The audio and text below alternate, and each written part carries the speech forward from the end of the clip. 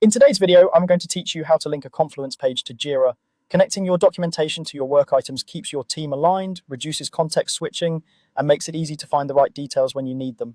I'll show you two simple ways to create that connection, starting from a Jira issue and starting from a Confluence page. Let's begin inside Jira. Head to the Jira website and sign into your account. Open the project you're working on and navigate to the specific issue you want to enhance with documentation. Under the issue's title, click the plus sign button to open the Add options. Choose Page, then select Link Page. Jira will automatically search your connected Confluence spaces for relevant pages.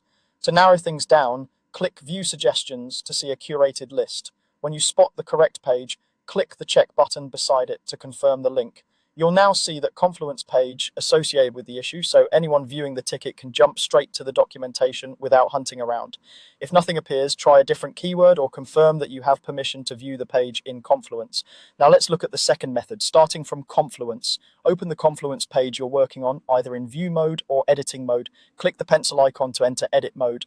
In the editor, type /Jira to open the macro picker. Choose Jira work items. From here, select the project you want to connect so the macro knows which issues to display. When you're ready, click Insert. The Jira work items macro will be added to your page, creating a live connection back to Jira and showing the relevant work items directly inside your documentation.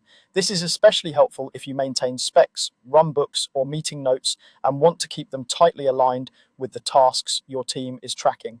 A couple of quick tips as you use these options. Make sure your Jira and Confluence are part of the same site or properly connected, so search results and suggestions appear.